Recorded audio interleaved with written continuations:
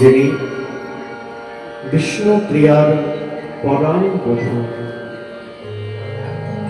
যিনি সচী মাতার দুলালী, সেই নবদ্বীপ চন্দ্র গৌর হরি আমার কৃপা করে নেমে আসলেন আমাদের এই কলিযুগের মাকে। আচ্ছা মায়েরা, আমরা কোন যুগের মানুষ? কি গো, কোন যুগের মানুষ? কলিযুগের মানুষ। হ্যাঁ, একটু বলতে হবে। আচ্ছা, কলিযুগের মানুষ আমরা। কলিযুগের ভগবানের নাম কি জানো?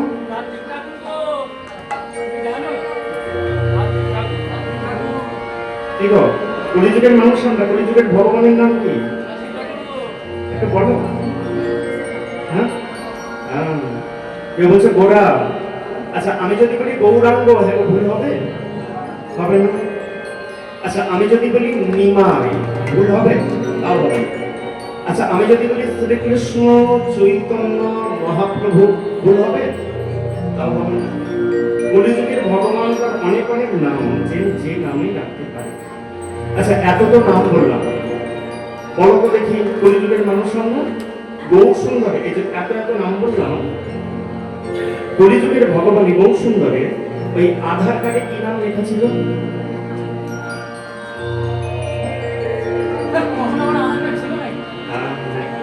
ওই জন্য এখন বর্তমানে আমাদের মতো সামান্য কীর্তনীয়রা আসলে দাঁড়িয়ে যা বলে মানুষ তাই বিশ্বাস করে। নারকেলের 3টে ফুটো কেন, জুতো কোন দিকে রাখতে হবে, ঝাঁটা কোন দিকে রাখতে হবে, না বলে না? আবার আমরা বলি এগুলো তত্ত্ব, কিন্তু মা, তত্ত্ব জিনিসটাই আলাদা। হরিনামের তত্ত্ব কি জিনিস? আমরা কীর্তনীয়রা যেগুলো পরিবেশন করার চেষ্টা করি সেগুলো তথ্য, নট তত্ত্ব। তত্ত্ব ইহজগতে একজন জানতে পেরেছিলেন, ওই মা কালীর চরণতলে যিনি পড়ে আছেন, দেবাদেবী মহাদেব ভোলা মহেশ্বর। তিনি তত্ত্ব কি জিনিস জেনেছিলেন, তাই তো তিনি সংসারে ছিলেন না। তা যে কথায় ছিলাম, গৌর সুন্দরের নাম অনেক, আধার কার্ড তখন ছিল না। কিন্তু আমার প্রশ্ন করার উদ্দেশ্য আমাদেরকে, আধার কার্ডে যে নামটা থাকে সেটা হয় মানুষের ভালো নাম। এই যে এত এত নাম বললাম, গৌর সুন্দরের ভালো নামটি কি, সেটাই প্রশ্ন। এগুলো আমাদের একটুখানি জেনে রাখার দরকার আছে। যেদিন গৌর সুন্দর অবতীর্ণ হলেন নদিয়ার নবদ্বীপ ধাম, সেই সচী ঠাকুরানীর পিতা নীলাম্বর চক্রবর্তী গৌর সুন্দরকে দেখতে এসেছেন। এসে সচী ঠাকুরানীর কোলে গৌর সুন্দরকে দেখে, ছোট্ট গৌরকে দেখে বলে উঠলেন, সচী, তোর এই সন্তান একদিন বিশ্বের ভারকে বহন করবে, তাই আজ থেকে তোর সন্তানের নাম দিলাম, কি নাম? বিশ্বম্ভর মিশ্র। তা সেই বিশ্বম্ভর মিশ্র যিনি, নিমাই যিনি, গোরা যিনি, গৌরাঙ্গ যিনি, কৃপা করে নেমে আসলেন আমাদের এই কলিযুগে। বৈষ্ণব কবি আজকে সেই গৌরহরিকে বলছেন, বড়ই অবতার রে ভাই, বড়ই অবতার, প্রতিদিনে বিলাওয়ানো কৃষ্ণ প্রেমের অভাবে। লক্ষ্য করুন, আমরা জানি বিষ্ণুর 10 অবতার। কি বল? এই যে বন্দনাখানি আমি আস্বাদন করার চেষ্টা করলাম, কবি জয়দেব বিরচিত। তো সেই কবি জয়দেব ওই 10 অবতার বর্ণনা করতে গিয়ে লিখেছেন, কেশব ধৃত মীন শরীর জয় জগদীশ হরে, কেশব ধৃত নরসিংহ রূপ জয় জগদীশ হরে, কেশব ধৃত বামন শরীর জয় জগদীশ হরে। এই যে 10বিধ বর্ণনা, বিষ্ণুর 10 অবতার। এই 10 অবতারের মধ্যে কে কে আছেন? মৎস্য, কূর্ম, বরাহ, বামন, নৃসিংহ, রাম, বলরাম, পরশুরাম, কল্কি, কৃষ্ণ। এই যে 10 অবতার বর্ণনা। এখানে কোথাও কি লেখা আছে যে গৌরাঙ্গ অবতার লেখা আছে কি? নেই। কেমন অদ্ভুত ঘটনা দেখুন। 10 অবতার বর্ণনায় কোথাও লেখা নেই যে গৌরাঙ্গ অবতার, তবু বৈষ্ণব কবি উল্লেখ করলেন আমার গৌর সুন্দরকে, তিনি বড়ই অবতার। তাহলে কি বৈষ্ণব কবি ভুল লিখে দিলেন? বলছে না, বৈষ্ণব কবি লেখা কখনো ভুল হতে পারে না। গৌর সুন্দর বড় অবতার। কেন বড় অবতার দেখবে মায়েরা? অন্যান্য যুগের ভগবানগুলো সব কিন্তু রাজা ভগবান, তাই না? সত্য যুগে শ্রীহরি নারায়ণ, তিনি রাজা ভগবান। ত্রেতা যুগে রামচন্দ্র, তিনি রাজা ভগবান। দাপরে কৃষ্ণচন্দ্র, তিনিও রাজা ভগবান। এবং মায়েরা, সকলে যদি রাজা ভগবান, বলো তো দেখি আমাদের কলিযুগের ভগবান বহু সুন্দর, তিনি কি রাজা ভগবান? তিনি রাজা ভগবান নন। এক ভিখারিনী মায়ের সন্তান, এক কান্নাবিনী মায়ের সন্তান। কেন বড় অবতার বলছে গৌর সুন্দর এমন এক যুগে নেমে এসেছে, এই যুগটা কিন্তু মোটে ভালো নয়। ভালো কি কি গো, কলিযুগ ভালো কি বড়? বলছে কলিযুগ কেমন? সকালবেলা যদি খবরের কাগজটা খুলে বসা যায়, কলিযুগ সম্পর্কে আমরা বুঝতে পারবো। সকালবেলা খবরের কাগজটা খুলে বসলেই দেখা যাবে বিষয় সম্পত্তির লোভে ভাই ভাইকে মেরেছে, সন্তান বাবাকে মেরেছে। হরি বল হরি বল। এই কিছুদিন আগে একটা খবরের কাগজে নিউজ বেরিয়েছিল, দেখবে ওই এলআইসি তোলার জন্য, মায়ের নামে এলআইসি করা ছিল, এলআইসি তোলার জন্য সন্তান কি হয়েছে, মা মারা গেছে, সেই সন্তান মায়ের শরীরের ভিতর থেকে সব নারী বুড়িগুলোকে বার করে ফ্রিজের মধ্যে ভরে রেখেছে কলিযুগের মানুষ। হরি বল। তবে আজকে এই যে কলিযুগের অবস্থাটা আমরা দেখতে পাচ্ছি, আজকে বর্তমান কলিযুগ, এই কলিযুগটা যে এমনই হবেন একথা বহু বহু বহু বৎসর আগে একজন লিখে গিয়েছিলেন। কোন যুগে লিখলেন? আজকে কেন গৌর সুন্দর আসলেন এই কলিযুগে, একটুখানি বুঝুন নাই। এই যে আজকে বর্তমান কলিযুগ যে অবস্থাটা আমরা দেখতে পাচ্ছি, বহু বছর আগে একজন লিখে গিয়েছিলেন। কবে লিখলেন না, ত্রেতা যুগে বসে লিখলেন। নাম তার রামভক্ত তুলসী দাস। খুব মন দিয়ে কলিযুগ সম্পর্কে লিখছেন, ত্রেতা যুগের মাটিতে বসে। তার নাম তার রামভক্ত তুলসী দাস। কি লিখলেন? ত্রেতা কলিযুগ সম্পর্কে লিখছেন। কি লিখছেন? লিখছেন, সচ্চা কহে তো মারি না ঠা, झूठा में जगत बुलावे, गौरस बिकाता गली गली सुरा बैठल बिकावे, गाभी को दोहे कुत्ता पाले उनका बचके रहे जा भूखा, संबंध को अच्छा खिलावे और उनका बाप रहे जा भूखा, चोर को छोड़े साधु को बंधे पथिक को लगावे फांसी, तुलसीदास के धन्य कलियो तेरो दुख लगो राशि। बोलो चैतन्य महाप्रभु की, बोलो निताई चाँद की, बोलो गौर चाँद की। কিছু বোঝা গেল কি? মানে কিছু বুঝতে পারবে না। তুমি হর হর করে বললে বুঝতে পারবে, একটুখানি ভেঙে বলি। ত্রেতা যুগে বসে লিখছেন। কি লিখছেন? প্রথম লাইন লিখছেন, সচ্চা কহে তো মারে না। আচ্ছা বলো তো দেখি, এই কলিযুগের মাটিতে সত্য কথার দাম বেশি না মিথ্যা কথার দাম বেশি? মিথ্যা কথার দাম বেশি। সর্বনাশ। তবে যে ছোটবেলায় আমরা পড়লাম, বইয়ের পাতায় পড়লাম, সত্য মেব জয়তে। ছোটবেলায় পড়লাম বইয়ের পাতায়, সত্য মেব জয়তে, সত্যের জয় নাকি সর্বদা হয়। আর আজকের এই কলিযুগের মাটিতে দাঁড়িয়ে, আজকের ডেটে দাঁড়িয়ে আমরা দেখছি সত্যের জয় প্রভু নয়। লিখলেন ত্রেতা যুগের মাটিতে বসে।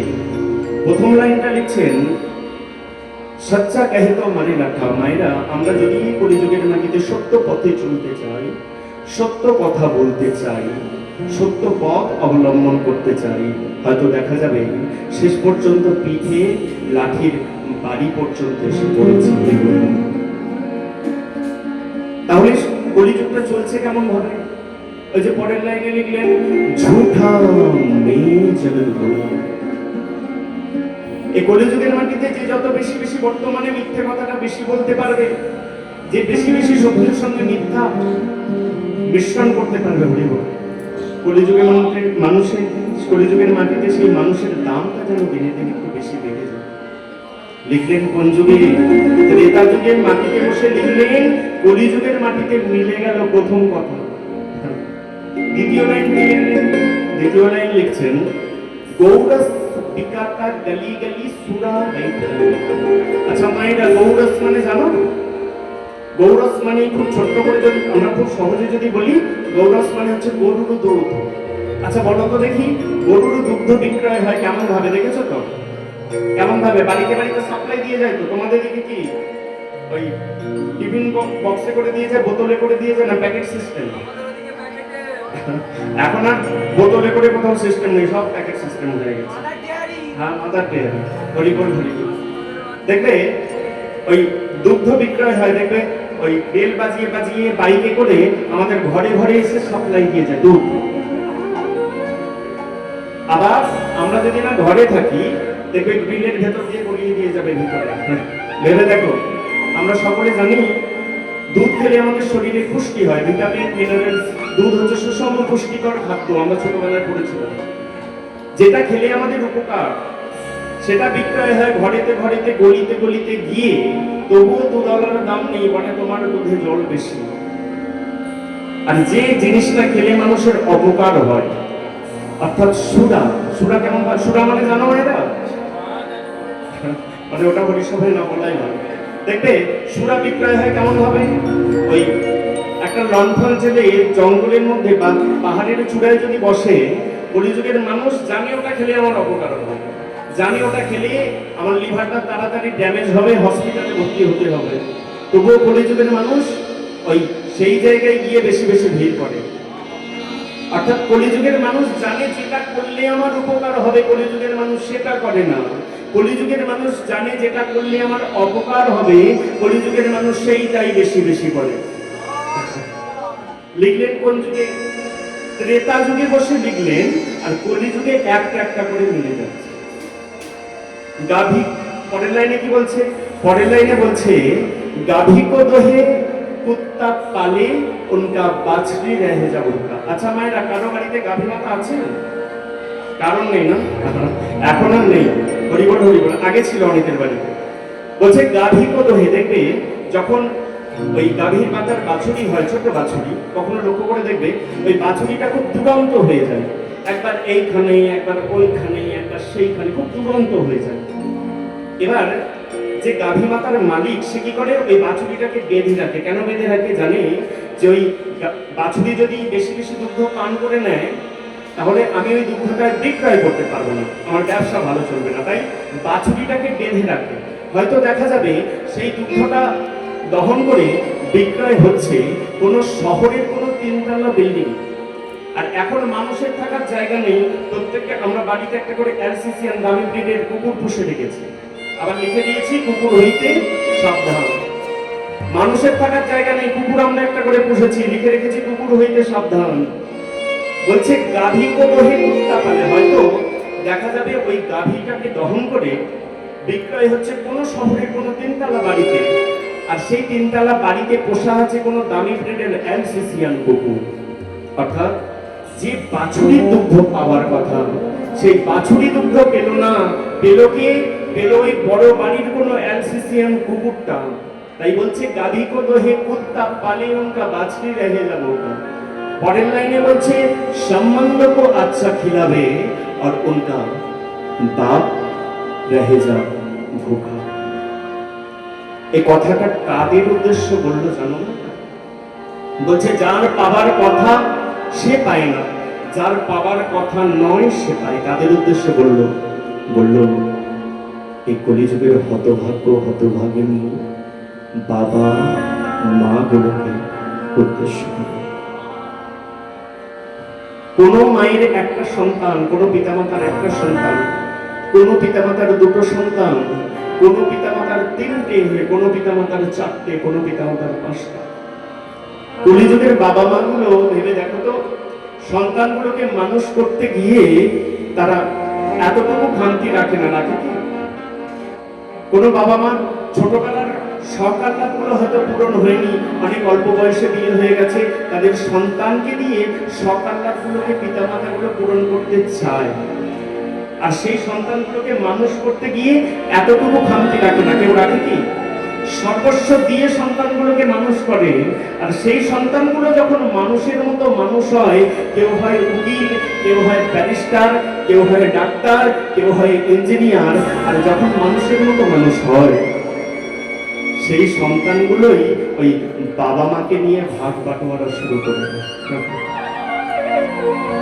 কলিযুগের মানুষ আমরা বাবা মা গুলো সন্তানগুলোকে মানুষ করতে গিয়ে এতটুকু খামতি রাখলাম না ভালোবাসায়, আর সেই বাবা মা গুলোকে যখন দেখবার সময় আসলো, তখন সেই সন্তানগুলোরই যেন কোথাও একটুখানি কম পড়ে গেল।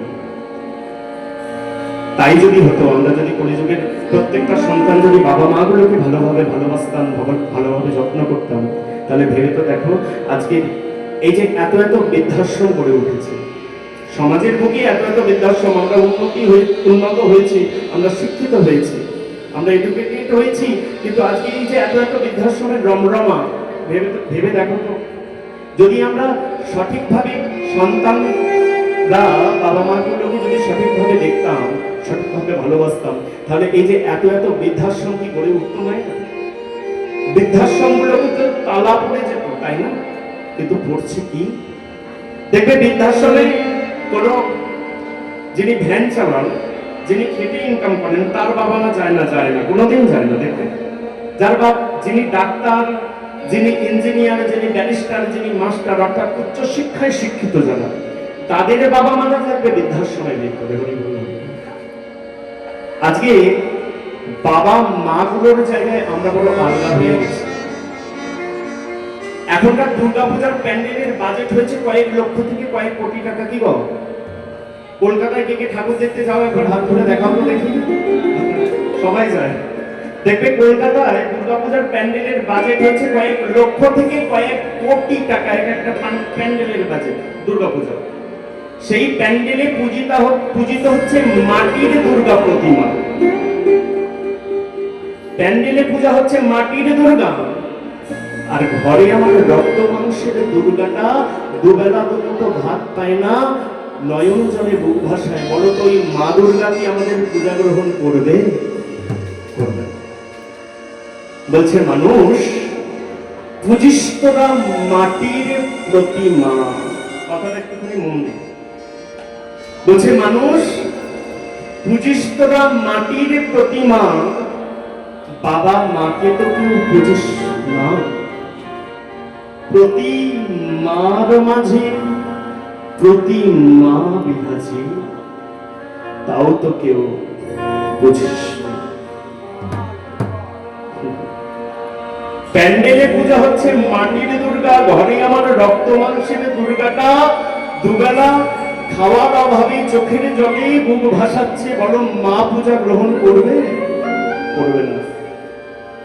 মাটির দুর্গা পূজা করছি লক্ষ লক্ষ টাকা, কোটি কোটি টাকা বাজেট করে, আর দিবারাত্রি এই গর্ভের মাঝখানে কত দুর্গাকে আমরা হত্যা করে ফেলছি। বলো তো ওই মা দুর্গা আমাদের পূজা গ্রহণ করবে? করবে। প্যান্ডেলে পূজা হচ্ছে মাটির সরস্বতী, মাটির লক্ষ্মী, মাটির দুর্গা, আর বর্তমানে এই রাস্তাঘাটে কত দুর্গার অপমান, কত লক্ষ্মীর অপমান, কত সরস্বতীর অপমান। বলো ওই মায়েরা আমাদের পূজা গ্রহণ করবে? পূজা হতে পারে না। তাই তো কলিযুগের এত অবক্ষয়, আজকে বর্তমান কলিযুগে আমরা দাঁড়িয়ে আছি। এত অবক্ষয় কেন? এই যে সমাজের জন্য, আমাদের মতো মানুষগুলোর জন্য। বাবা মাকে আগে ভালোবাসতে হবে, বাবা মাকে শ্রদ্ধা করতে হবে, বাবা মাকে ভক্তি করতে হবে, বাবা মাকে ভালোবাসতে হবে। বলছে ইহজগতে ভক্তি রাজ্যে ভাসতে গেলে আমাদের দুটো ভাইয়ার প্রয়োজন, একজনের নাম বাবা আর একজনের নাম মা। ভগবান বলছে আমি তো প্রত্যেকের কাছে, প্রত্যেকের মানুষের পাশে গিয়ে দাঁড়াতে পারি না, তাই প্রত্যেকের ঘরে দুটো জ্যান্ত ভগবান দিয়ে রেখেছে, একজনের নাম বাবা আর একজনের নাম মা। আগে বাবা মাকে ভালোবাসো, আগে বাবা মাকে শ্রদ্ধা করো, আগে বাবা মাকে ভক্তি করো, তারপর তো ভগবান। এই কিছুদিন পরে দুর্গাপূজার প্যান্ডেলে প্যান্ডেলে একটা গান বাজবে, আমি দুটো লাইন গাই। গানটা শোনানো তোমাদের উদ্দেশ্য নয়, গানের কথাগুলো একটুখানি অনুভব করো। মানে গানের কথাগুলো একটুখানি অনুভব করো। এই দুর্গাপূজার প্যান্ডেলে প্যান্ডেলে বাজবে, কিছুদিন পরেই বাজবে, যখন আমাদের সব থেকে বড় উৎসব দুর্গাপূজা হবে। বলছে বাবা মাকে কেন ভালোবাসার দরকার? এই পিতামাতার মতো আপনজন ইহজগতে কেউ নেই। যাদের আছে তারা অনুভব করতে পারবে না। যাদের বাবা মা গুলো মাথার উপর থেকে বট গাছটা যাদের চলে গেছে, তারা অনুভব করতে পারবে। কি বলছে গানটাকে? শুধুমাত্র গানের কথাগুলো একটু করে শুনুন। যতবার দেখি মা গো তোমায়, সাধে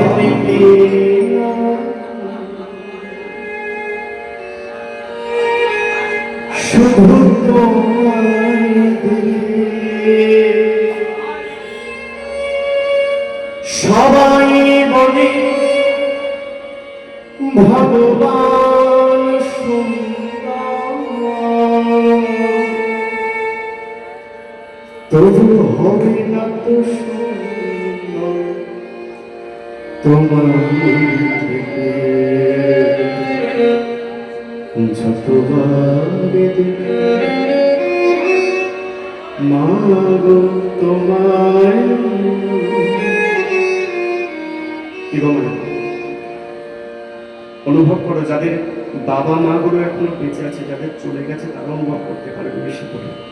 বাবা মার মতো আপন জন, পিতা মাতার মতো আপন জন ইহ জগতে আর কেউ নেই।